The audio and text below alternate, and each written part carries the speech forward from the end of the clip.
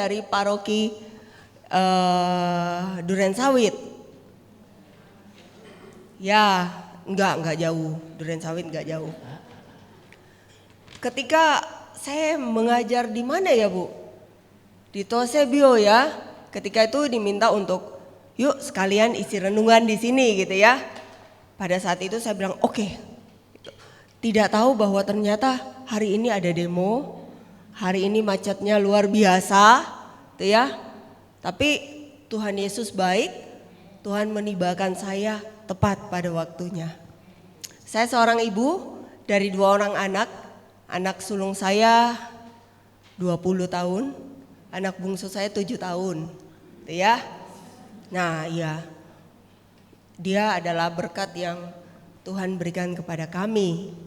Nah, Bapak Ibu teman-teman sekalian, ketika saya diberi tema jangan sesat, Galatia 6 ayat 7 sampai 10. Mulailah saya berdoa, Tuhan, apa yang saya mau katakan ya? Jangan sesat. Terus ngomongnya sama Bapak Ibu yang ada di sini, waduh, saya yang tersesat nanti gitu ya, susah pulang gitu ya. Nah, tapi saya coba ketika saya merenungkan, saya mencari tahu apa sih latar belakang Paulus membuat surat kepada jemaat di Galatia. Saya mulai membaca, saya mulai mencari tahu. Nah, Bapak Ibu, ini latar belakangnya. Jadi pada saat itu Galatia, kita lihat dulu Galatia ini kalau sekarang itu bagiannya di Turki, Bapak Ibu. Seringkali ada siara rohani, apalagi dari MSC ya. Romo Roni itu seringkali mengajak, yuk siara rohani gitu ya. Biasa ada ke Turki, yang dikunjungi ya ini semua perjalanan dari Rasul Paulus ya. Nah, Galatia ini sebagian besar wilayahnya sekarang berada di bagian tengah Turki modern. Itu meliputi ibu kotanya Ankara gitu ya. Nah, kemudian Rasul Paulus mendirikan gereja di beberapa kota Galatia. Ketika di misinya yang pertama-pertama ketika dia masuk ke Galatia, dia mulai mendirikan jemaat-jemaat di situ ya. Nah, jemaat-jemaat ini adalah orang dengan latar belakang etnis dan budaya yang berbeda. Kita sama-sama tahu bahwa orang-orang di Galatia itu tidak semuanya orang Yahudi. Banyak orang Yunani. Ya, kita tahu Yunani pun memiliki banyak dewa-dewa ya. Ya, Bapak Ibu, halo. Masih ada? Ya. Bangsa Yunani itu punya tradisi sendiri, punya kepercayaan sendiri, mereka punya dewa-dewa sendiri, mereka punya ilah-ilah sendiri gitu ya. Nah, ketika itu Rasul Paulus mulai mendirikan jemaat yang terdiri atas orang Yahudi dan bukan Yahudi. Ya. Nah, selain itu, Galatia ini juga dikenal sebagai pusat perpaduan budaya. Ya kan? Banyak budaya-budaya yang masuk ke dalam. Ya. Dengan pengaruh budaya Yunani yang kuat dan keberadaan orang Kelt. Orang Kelt itu adalah orang suku aslinya Galatia. Mereka juga punya adat istiadat sendiri, Bapak Ibu. Jadi bisa dibayangkan begitu banyak orang-orang tradisi-tradisi yang berkembang di Galatia pada saat itu. Sehingga ketika seorang Paulus mau memberitakan tentang Yesus Kristus, keselamatan yang dari Yesus, dia mengalami begitu banyak hal gitu ya. Tapi dikatakan bahwa dia berhasil. Jemaat di Galatia adalah jemaat yang mengenal Kristus gitu ya. Nah, orang Kelt mempertahankan identitas budaya mereka sambil menyerap pengaruh Yunani termasuk bahasa dan adat istiadat mereka. Paulus mengatakan kepada jemaat di Galatia bahwa tidak ada lagi perbedaan. Tidak dikatakan bahwa engkau yang 100% orang Yahudi itu berada di golongan kelas 1. Sedangkan yang kawin campur itu berada di golongan kedua. Sedangkan yang Yunani berada di golongan ketiga. Tidak ada lagi. Karena Yesus Kristus, maka perbedaan ras dan status sosial itu tidak jadi penentu utama. Ya, tidak ada lagi yang namanya budak. Semuanya menjadi satu di dalam Kristus. Ini yang dia ajarkan. Oleh kasih karunia kita diselamatkan, bukan upaya manusia, tapi hanya melalui Yesus Kristus. Kita tahu kan, bangsa Yahudi berkata bahwa tidak ada keselamatan selain dari golongan Yahudi. Ya kan? Kalau kamu tidak disunat, maka kamu tidak akan selamat gitu ya. Hukum Taurat seperti itu kan. Tapi Paulus berkata sesuatu yang lain. Paulus katakan bahwa kalau kita percaya kepada Kristus, kita akan diselamatkan. Itu inti ajarannya. Ya. Nah, apa yang terjadi? Apa yang terjadi? Kemudian Paulus keluar dari Galatia. Paulus keluar dari Galatia, masuklah yang namanya kaum Yudaisantes. Ya, mereka membawa ajaran Yudaisme gitu ya. Mereka tekankan apa? Kepercayaan pada satu Tuhan, patuh pada hukum dan perintahnya, serta praktek tradisi Yahudi dalam hukum Taurat seperti perayaan Sabat dan makan makanan kosher. Itu makanan yang diatur dalam tradisi mereka. Apa yang terjadi Bapak Ibu? Berarti kan semua orang Yunani yang kawin campur itu semua tidak selamat gitu ya. Inti ajarannya seperti itu. Mulailah mereka itu mewajibkan semua pengikut Kristus Galatia untuk melakukan prosedur hukum Taurat. Yang terjadi, umat Galatia mulai krisis imannya. Bagaimana ya dengan saya? Diselamatkan gak ya? Masa sih hanya melalui Yesus Kristus bisa selamat? Harusnya saya disunat dulu gitu ya. Mereka mulai goyah. Mereka mulai mempertanyakan ajaran Paulus. Yang paling parah Bapak Ibu,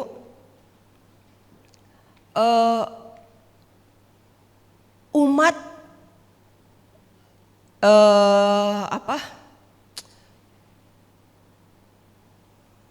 Yudaisantes ini, kaum Yudaisantes ini berkata bahwa Paulus itu bukan murid langsung dari Yesus.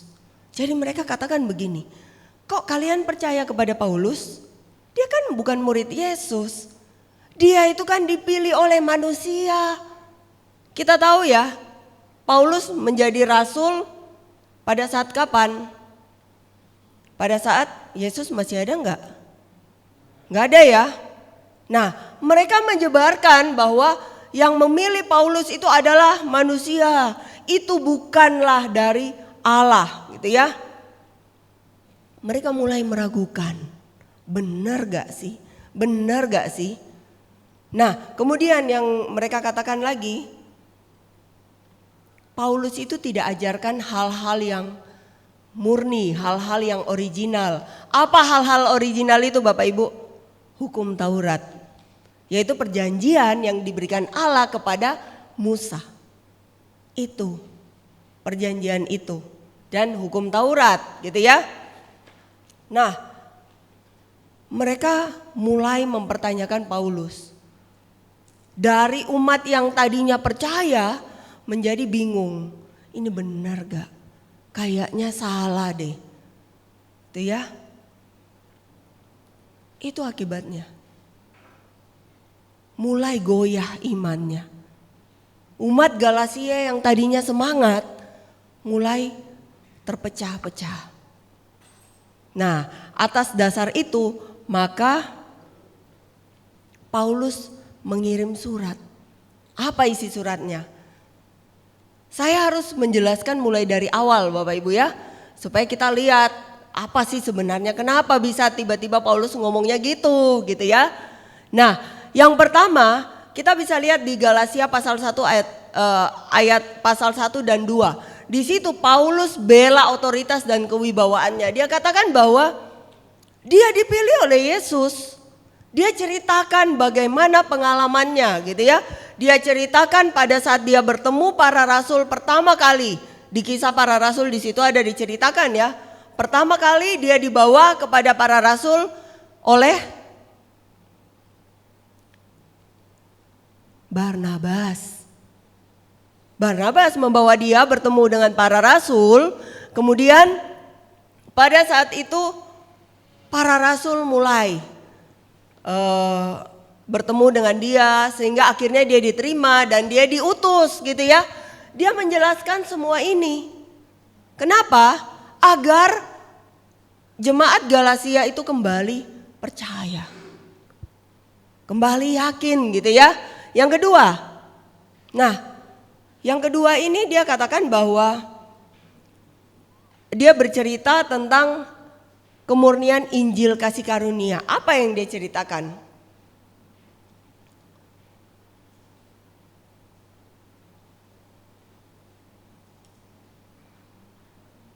Nah, di sini dia katakan bahwa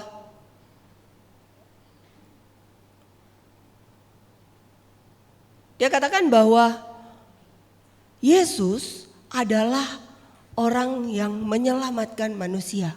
Dan dia katakan bahwa kita semua diselamatkan bukan karena kekuatan kita. Bukan karena kita melakukan hukum Taurat itu. Tapi kita semua diselamatkan oleh karena kasih karunia Allah. Kasih karunia Allah Bapak Ibu. Bukan karena kita hebat. Itu ya. Bukan karena kita umat paroki gitu ya. Bukan, tapi semata-mata hanya karena kasih karunia Allah. Segala sesuatu yang berjalan itu adalah karena kasih karunia Allah. Bapak Ibu ada di sini bukan karena Bapak Ibu mau, tapi karena kasih karunia Allah. Karena penyelenggaraan ilahi dalam diri Bapak Ibu dan saya gitu ya. Saya bisa tiba di sini dengan tepat waktu itu karena penyelenggaraan ilahi. Tuh. Yang terakhir, dia tunjukkan bahwa kehidupan itu harusnya dipimpin oleh Roh. Dia berbicara tentang Roh Kudus. 6 pasal ya. Tapi tidak cukup sampai di situ. Masih ada bagian penutup, yaitu yang akan kita bahas sebentar malam saat ini. Galatia 6 ayat 7.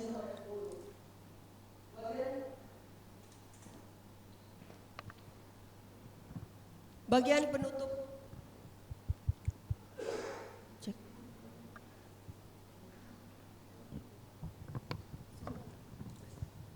Cek. Bagian penutup ini adalah peringatan terhadap segala penyesatan yang mereka alami, Bapak Ibu. Mereka mulai galau kan? Ada yang galau kan? Ketika mendengar berita dari kaum dari ajaran Yudaisme itu, ada yang galau. Benar gak sih gitu ya. Maka bagian ini adalah peringatan terhadap orang yang mulai bengkok, mulai kemana-mana gitu ya. Nah mari kita masuk satu persatu. Di ayat 7 mari kita baca bersama-sama, bisa gak ya? Kebaca gak ya? Yang merah ini. Oke, mari kita baca bersama-sama.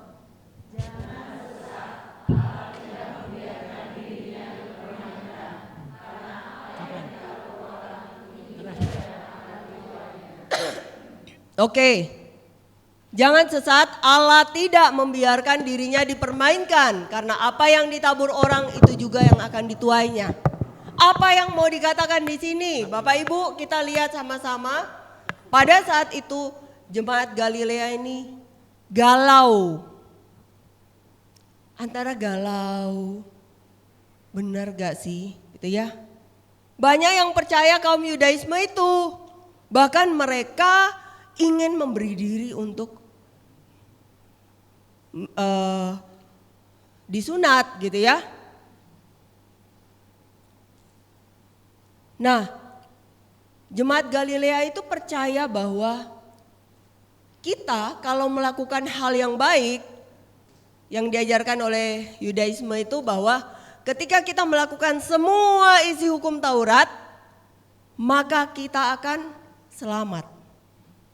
Bukan melalui Yesus Kristus, tapi karena upaya kita melakukan setiap hukum yang tertulis, gitu ya.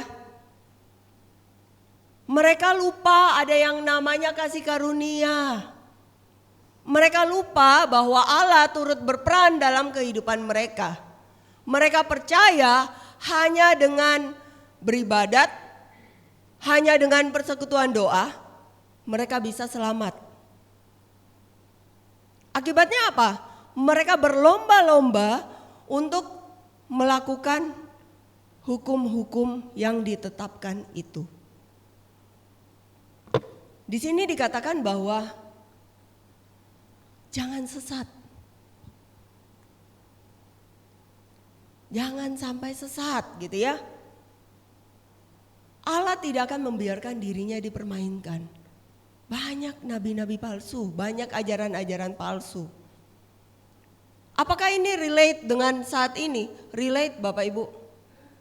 Saat ini banyak orang berpikir bahwa ke gereja dengan perbuatan baik itu menyelamatkan. Yang penting saya datang gereja, saya masuk gereja hari Minggu, saya tidak berbuat jahat, maka saya akan selamat. Bapak Ibu pernah dengar itu? Pernah? Pernah ya? Sering ya? Yang penting saya ekaristi, maka saya akan selamat. Ada yang lebih parah lagi. Walaupun saya tidak ke gereja, yang penting saya berbuat baik, maka saya akan selamat. Jangan sesat. Ya. Hal kedua yang sering terjadi adalah, Bapak Ibu, saya pernah mendengar dan saya pernah mengalami itu sih sebenarnya. Ada satu masa saya pengakuan dosa, itu saja jatuhnya ke dosa yang sama. Ada yang pernah mengalaminya? Saya mengaku dosa karena saya sulit mengampuni. Bulan depan saya mengaku dosa karena saya menyakiti orang lain. 2 bulan depan saya mengaku dosa karena saya marah kepada orang lain. Ada yang pernah mengalami itu? Saya pernah mengalami itu Bapak Ibu. Hati-hati jatuh ke dalam dosa yang sama. Itu proses gitu ya. Proses. Ketika ada yang berkata begini, saya mengaku dosanya itu sering kok, gak pernah lewat dengan aturan gereja. Aturan gereja itu mengaku dosa sekurang-kurangnya berapa kali? Berapa kali? 1, 2, 3. 2 kali dalam setahun ya. Nah, saya pernah bertemu dan seorang anak begini, dia katakan, Bu, saya mengaku dosanya, saya baik, hidup saya baik, lurus-lurus saja, tidak ada masalah gitu ya. Perjalanan iman saya biasa-biasa saja. Saya melakukan setiap perintah-perintah gereja. Saya mengikuti 5 perintah gereja, 10 perintah Allah. Kurangnya di mana gitu ya. Saya mengaku dosa, oke, setahun 2 kali. Saya bilang, kalau kayak begini bagaimana? Kalau kamu benar-benar dalam kondisi yang sangat terpuruk, kamu melukai orang lain, kamu mengaku dosanya kapan? Ya saya tunggu Bu, sampai jadwal pengakuan dosa. Dirapel, dikumpulkan gitu ya Tuhan. Ketika pengakuan dosa, saya menyakiti orang 1000 kali gitu ya. Hati-hati. Ini yang sering terjadi di dalam gereja, Bapak Ibu. Masih relate, masih sama, masih relate. Manusia berjalan dengan kekuatan dirinya sendiri. Dia lupa ada Providentia Dei. Dia lupa ada penyelenggaraan ilahi dalam hidupnya. Tidak ada pertobatan yang sejati. Paling menikmati kekayaan gereja gitu ya. Ketika berbuat dosa gak apa-apa, nanti pengakuan dosa kan aman, dihapus lagi, di-reset lagi. Kita melakukan dosa lagi, di-reset lagi. Hati-hati, itu bukan pertobatan yang sejati. Itu mencobai Allah. Ini yang dikatakan, jangan sesat, Allah tidak membiarkan dirinya dipermainkan. Apa yang ditabur orang itu juga yang akan dituainya. Harus ada pertobatan. Itu yang menjadi poin dari ayat 7. Maka harus ada pertobatan. Bagaimana ada pertobatan kalau kita nggak tahu salahnya apa ya? Oleh sebab itu, maka harus ada refleksi setiap hari. Apa yang saya lakukan? Apakah itu berdosa? Apakah itu menyakiti hati Tuhan? Atau bagaimana? Itu ya. Harus ada pertobatan. Katekismus Gereja Katolik nomor 1432 berkata bahwa pertobatan itu pertama-tama adalah karya rahmat Allah yang membalikkan hati kita kepadanya. Jadi bukan upaya kita Bapak Ibu, tapi adalah rahmat Allah. Maka mintalah rahmat itu setiap hari. Tuhan, bawa hatiku kepada hati yang berjalan di dalam pertobatan gitu ya. Sehingga kita dapat menemukan Allah. Sebab apa? Allah tahu motivasi manusia. Kita kadang-kala datang gereja, aktif di gereja gitu ya, tapi pasti di sini nggak ada. Pasti di sini nggak ada. Aktif di gereja. Wah, saya ke gereja setiap hari. Orang semua kenal saya. Siapa ya? Oh, Irma yang aktif itu ya. Dari pagi, siang, sore, malam. Kalau dicari, cari di mana? Cari di gereja. Itu ya. Apakah itu sudah menjamin masuk surga? Belum. Tuhan tahu motivasi setiap orang. Oleh sebab itu, maka berjalanlah di jalan pertobatan. Sehingga jalan kita tidak tersesat. Setiap hari di gereja, terus pulang ke rumah, waduh istrinya benjol-benjol. Kenapa? Digebukin gitu ya. Ada Bapak Ibu, ada. Saya pernah mendapatkan hal itu. Maka harus ada pertobatan. Orang yang hatinya dipenuhi oleh pertobatan, maka jalannya akan lurus. Dia tidak akan mudah diombang-ambingkan oleh ajaran-ajaran palsu. Itu poin yang pertama. Ini pertobatan, keputusan yang dibuat kehendak bebas, yaitu mengarahkan pandangan dan jalan hidup kembali kepada Tuhan. Berbalik dari semua yang menghambat relasi dengan Tuhan. Ini pertobatan itu. Maka harus ada metanoia. Bukan bilang hari ini saya bertobat, besok berbuat dosa, pengakuan dosa lagi, bertobat lagi. Gak bisa. Harus melepaskan semuanya. Ya. Ada seorang bapak yang pernah, tapi diedit toh Pak. Diedit toh. Ini diedit ya. Ada seorang bapak itu pernah datang kepada saya. Kemudian dia katakan begini, saya mencintai istri saya. Gitu ya. Tapi saya sering kali menyakiti dia. Loh, kok bisa gitu ya? Apakah Bapak menyakiti dia dengan pukulan-pukulan? Tidak, saya tidak pernah main tangan kepada istri saya. Tapi dia sangat terluka kepada saya. Apa? Bapak Ibu tahu? Bapak itu terikat dengan pornografi. Setiap hari dia nonton film porno. Dia rajin persekutuan doa. Dia ikut setiap kegiatan-kegiatan gereja. Dia ikut di pendalaman kitab suci. Tapi pulang dari situ, dia nonton film porno. Dia bilang, saya sulit melepaskan hal itu karena hal itu adalah hobi saya sejak masih muda. Dia tidak sadar bahwa hal itu menghancurkan rumah tangganya. Istrinya menjadi jijik sama dia. Akhirnya kami arahkan untuk bertemu dengan psikolog untuk membantu dia dalam kejiwaan dia, dan istrinya kami temani.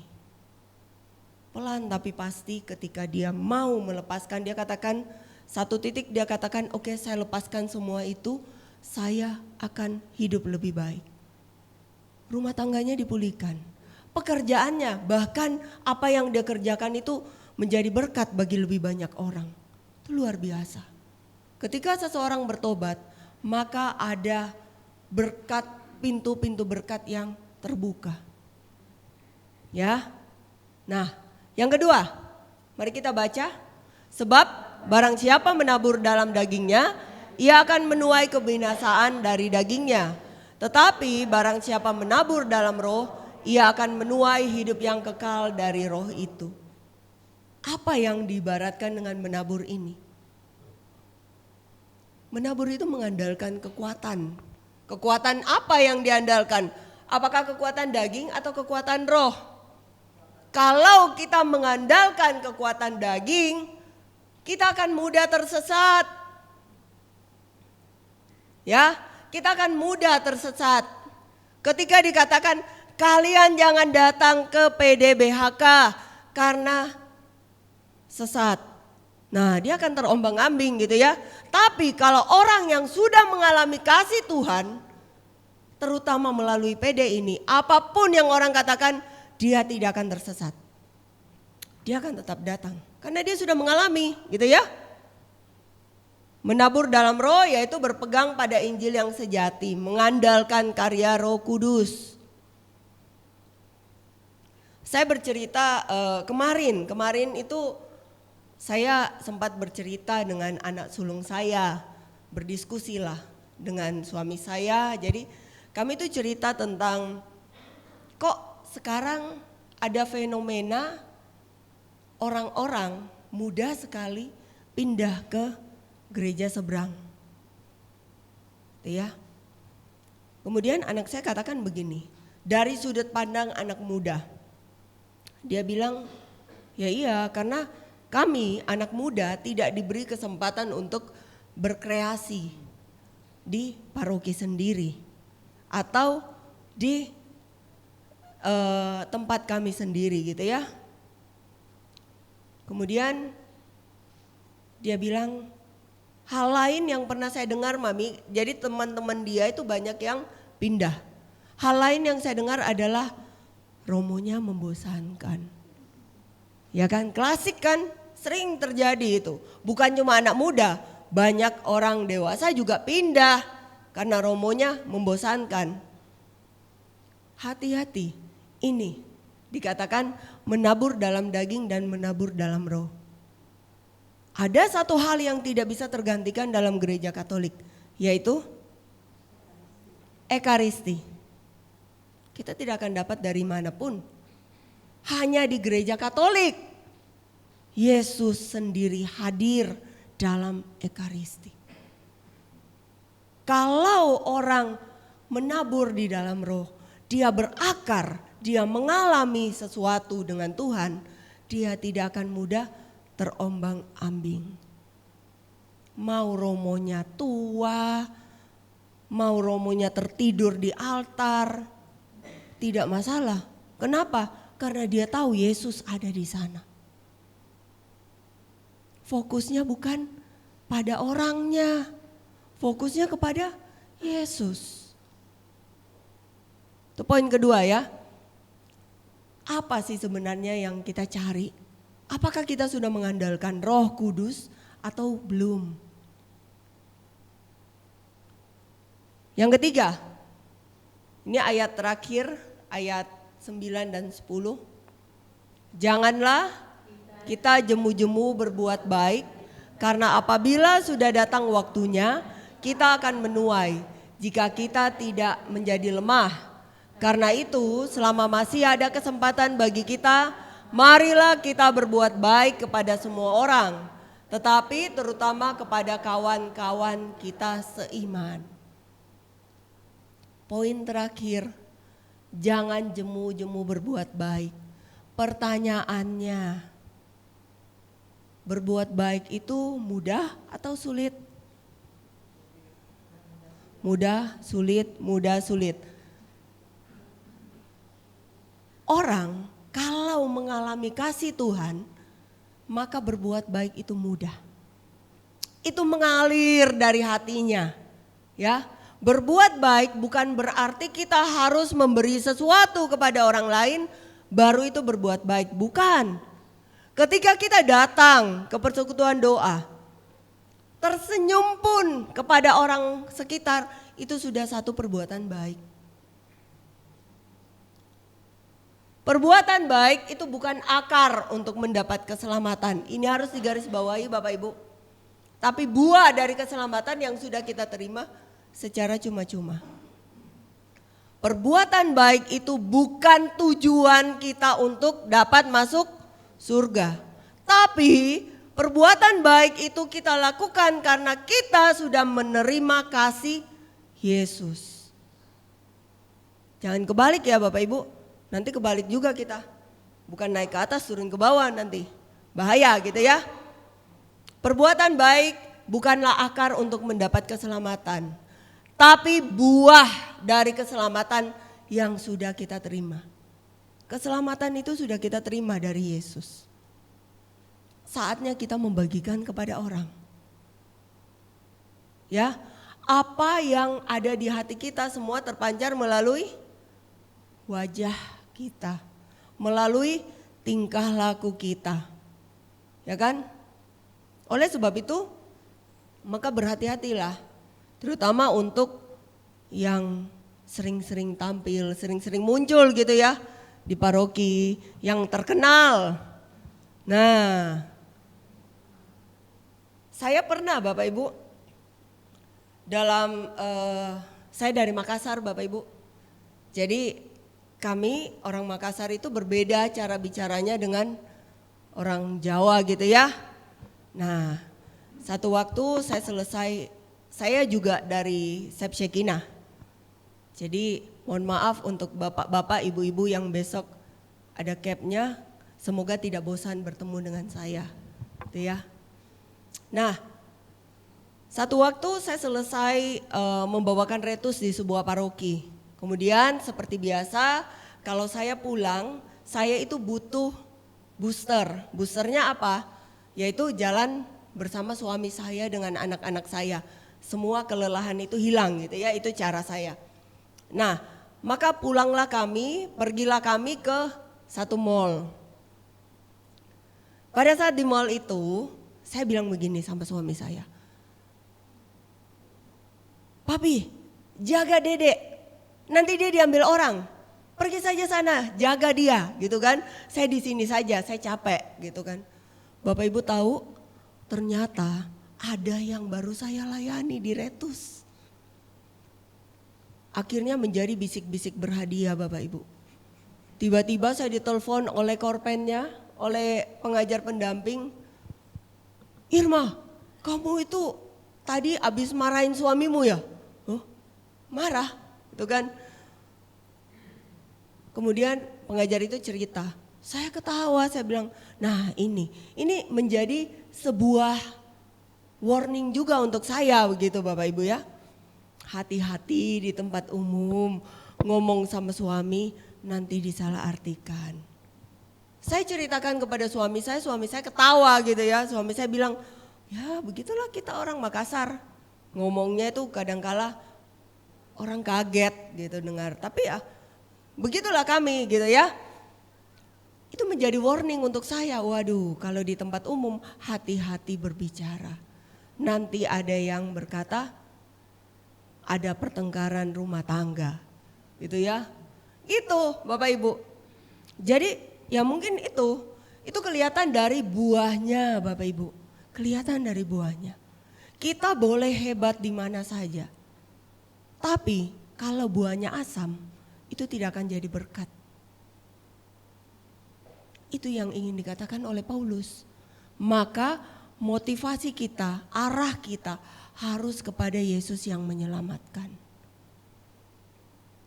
Bukan karena kita mau sesuatu. Ya. Yang terakhir nih, memberi sama dengan mengasihi. Di Yohanes 13 ayat 34 sampai 35. Situ memberi adalah mengasihi. Salah satu bentuk kasih gitu ya.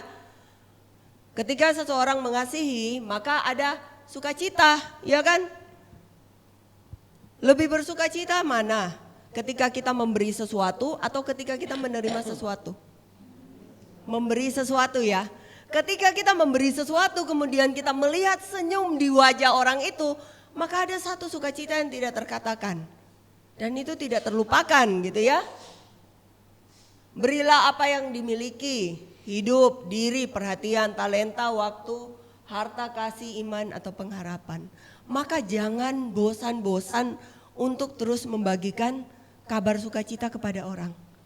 Untuk bersaksi tentang kebaikan Tuhan kepada semua orang.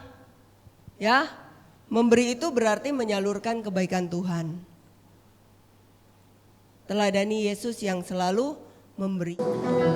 Firman Tuhan adalah benar bagi kami. Janji